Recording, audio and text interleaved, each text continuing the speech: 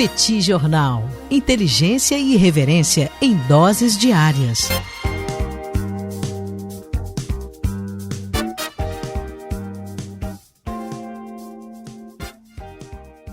Olá, gente. Bem-vindos, bem-vindas ao Petit Jornal. Esse é o Petit Invest número 84. Estamos gravando numa live no YouTube do Petit Jornal.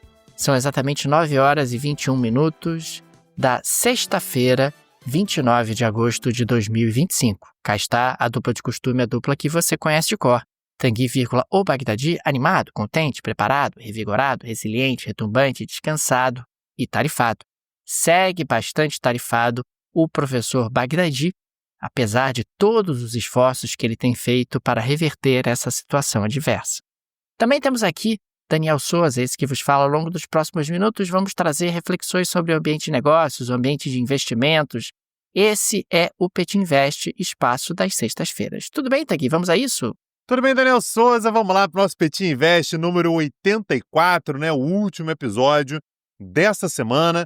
E Daniel Souza, quero dar aqui, antes de mais nada, as boas-vindas a todo mundo que acompanha a gente aqui no YouTube, nessa live que a gente faz. Todos os episódios, aliás, são sempre gravados em lives no YouTube. A gente deixa aqui o agradecimento a todo mundo que nos acompanha. E o convite também, se você gosta do Petit Jornal, gostaria de acompanhar junto com a gente, vem, porque é um espaço muito, muito legal. A gente conversa aqui um pouquinho antes com os nossos ouvintes e deixa também as boas-vindas a todo mundo que acompanha a gente pelo podcast para esse Petit Invest. Daniel Souza, eu sugeri esse tema, ontem, quando a gente estava pensando qual seria a pauta de hoje, porque a gente está acostumado, Daniel, quando a gente fala em crime organizado, a ver aquele crime organizado raiz, aquela galera que comete o crime, tem um sistema que vai se complexificando e tudo, e o cara que guarda o dinheiro em casa.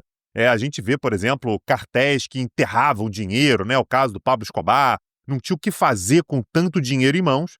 E no dia de ontem a gente teve a informação de uma super operação da Polícia Federal que foi bater na Faria Lima, e que mostrou ali, revelou um grau de complexidade muito maior quando a gente fala sobre o sistema de crime organizado que está instalado no Brasil. Então, eu acho interessante, Daniel, no dia de hoje a gente falar um pouquinho sobre o que se descobriu, o que a gente aprendeu sobre o crime organizado no dia de ontem e como é que a coisa se tornou uma rede muito mais complexa do que a gente estava acostumado a ver, né?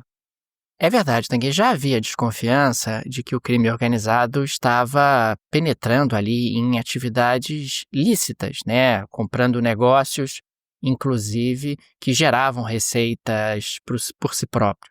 Quando a gente pega a operação da Polícia Federal ontem, o que se descobriu foi o seguinte: você tem ali, o PCC, uma grande organização criminosa, que conseguia dinheiro sujo, seja através de atividades relacionadas ao tráfico de drogas, ao contrabando, etc., seja através da sonegação em atividades lícitas que começaram a ser desenvolvidas, como no caso do mercado de combustíveis. Isso acaba representando ali um ganho extra para a organização.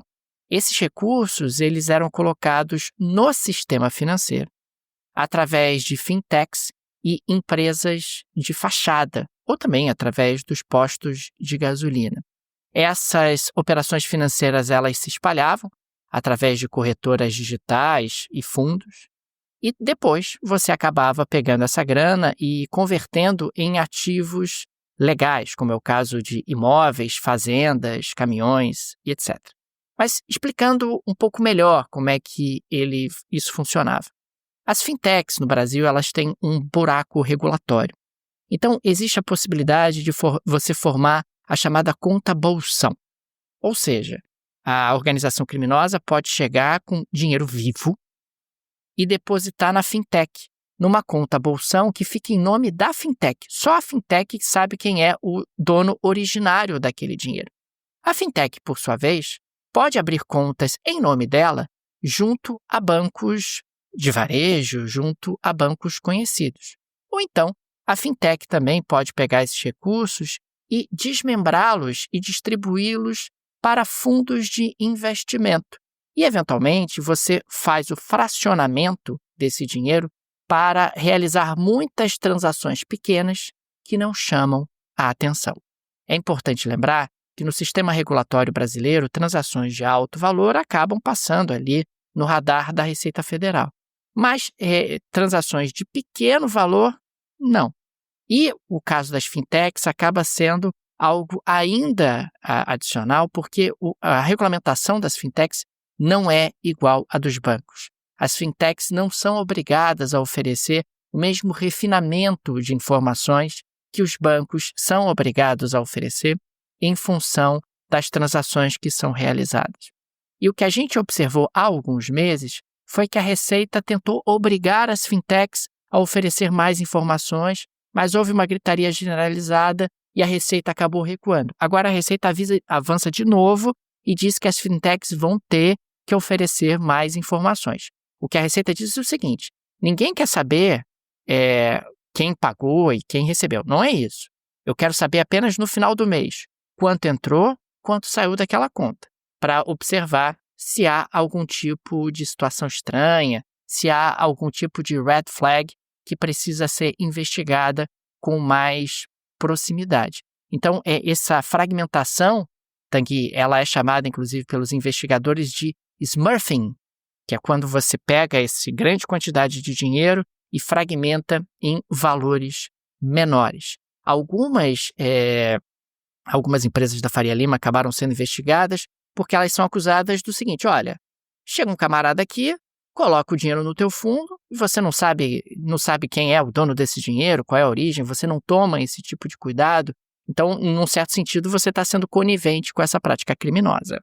E outra coisa que chamou atenção também, Daniel, foi como que esse dinheiro que acaba sendo espalhado, né, da fintech ali sendo num processo de bancarização, ele acaba se espalhando pela economia de maneira muito impressionante, né? Então é uma forma também de você impedir o rastreamento, na verdade dificultar o rastreamento, e você vai colocar isso em várias atividades diferentes que passam a ser, claro, uma forma de lavagem de dinheiro. Então, é um dinheiro que veio do crime organizado, mas que vai movimentar, como você falou, uma fazenda, um posto de gasolina e tudo.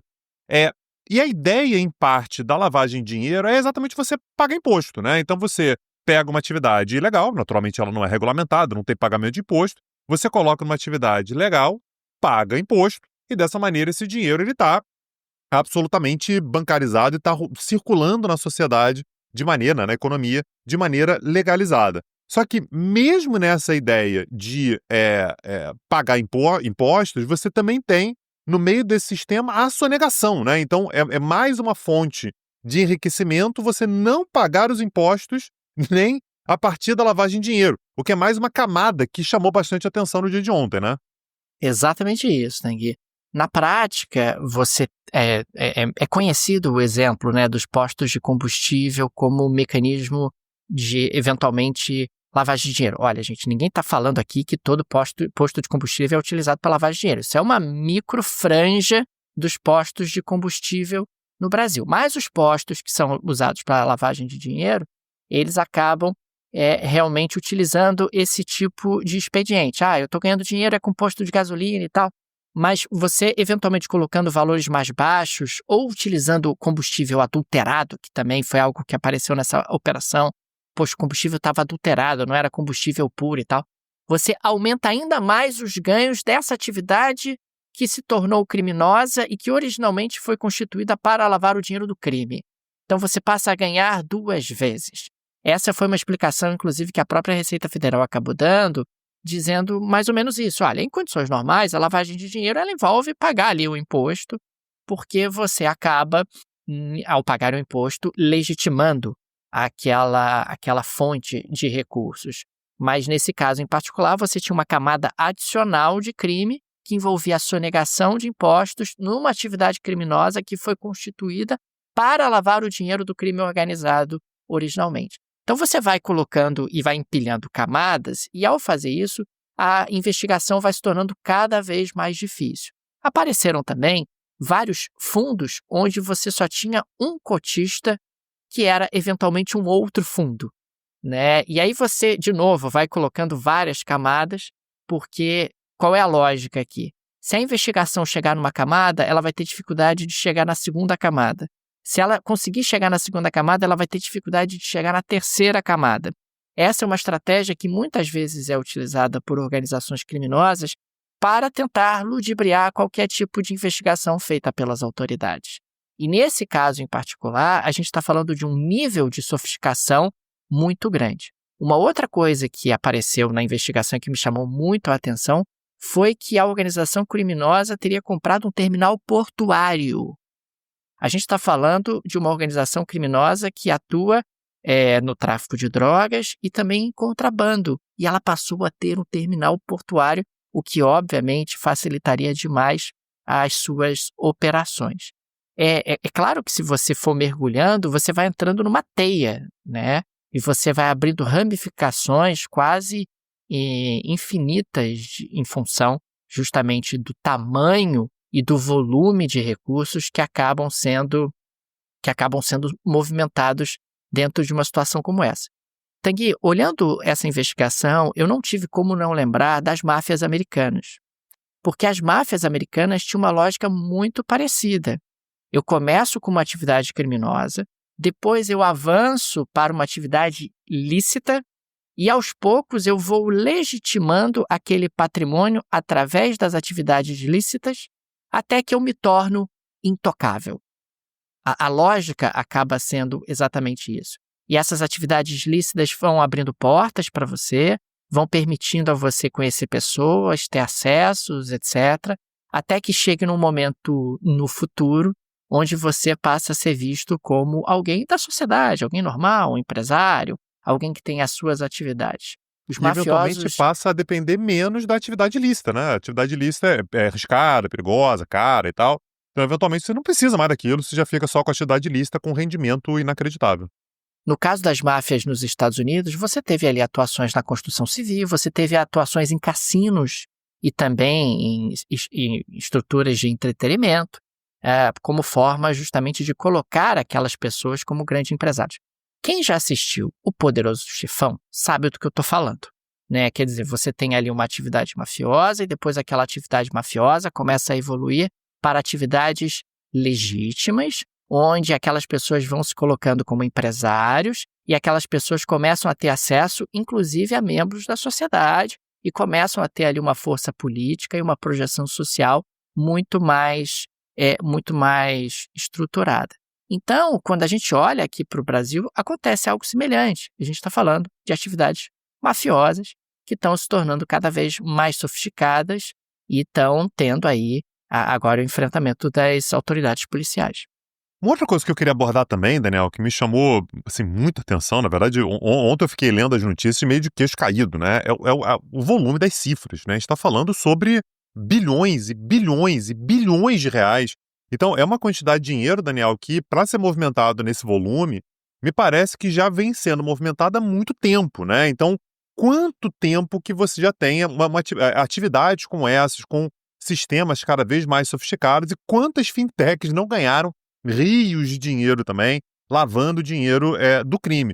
Te chamou a atenção também? Você tinha noção do volume que circulava por aí quando a gente fala sobre atividades como essa? Eu sabia que o volume era significativo, Tanguy, mas eu confesso que eu também me assustei, né? E aqui a gente está falando de apenas uma investigação. Isso aqui certamente é uma fração. Aliás, não sou eu que estou dizendo isso, a Receita Federal também disse que, olha, isso é uma fração, tá? Do que está acontecendo por aí e que a gente ainda não conseguiu mapear e não conseguiu investigar de forma mais aprofundada. E claro, existe aí toda uma complexidade que foi desenvolvida ao longo de muitos anos. Isso não é do ano passado, isso não é de 2 anos atrás, isso não é de 6 anos atrás. Isso foi feito gradualmente ao longo do tempo. E uma coisa que também me chamou a atenção é que quando você tem aí alguns agentes financeiros na Faria Lima que passam a movimentar uma grande quantidade de recursos, isso é uma red flag, isso chama atenção, né? Porque captar recursos não é fácil, né? Se você está ali bem intencionado, se você está fazendo um trabalho de captação de clientes, olha, eu tenho aqui alguns fundos para te oferecer, etc. Por que você não coloca aqui o seu dinheiro e tal? Isso não é fácil, isso é um trabalho de formiguinha, um trabalho que vai sendo feito ao longo de muitos anos e tal. E o que nós observamos através dessa investigação é que em algumas situações, algumas empresas inflaram muito rapidamente. Isso é estranho, né? E elas inflaram porque elas passaram a ter ali depósitos muito volumosos, muitas vezes em dinheiro vivo, em contas bolsão, que acabavam sendo utilizadas depois para essas ramificações que tornam realmente o rastreamento do dinheiro muito mais difícil. Claro, essas ramificações são feitas de propósito, até porque quando aparece uma investigação como essa, você pega uma parte, você não pega tudo, né? Esse é um trabalho permanente que precisa ser feito para o enfraquecimento dessas organizações e dessas estruturas para que elas possam eventualmente desmoronar e serem vencidas de maneira mais efetiva.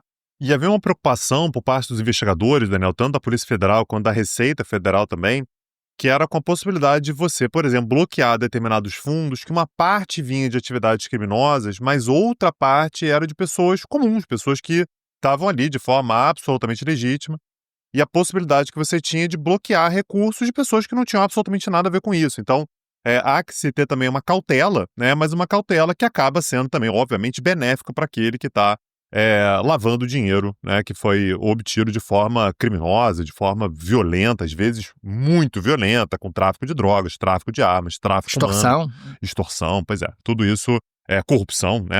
Altas doses de corrupção para você conseguir chegar nesse volume. Daniel Souza, esse espaço que a gente utiliza aqui toda sexta-feira é o Petit Invest, né? Um espaço no qual a gente consegue refletir sobre questões mais especificamente econômicas, financeiras, né? Um espaço para a gente analisar tanto temas internacionais quanto temas que chamem a atenção, né, dos nossos ouvintes. E hoje a gente fez um episódio um pouco diferente, né? Falando, portanto, sobre uma investigação da Polícia Federal, da Receita Federal, no ambiente doméstico, mas que naturalmente mexe bastante com a economia brasileira, mexe bastante com investimentos aqui no Brasil.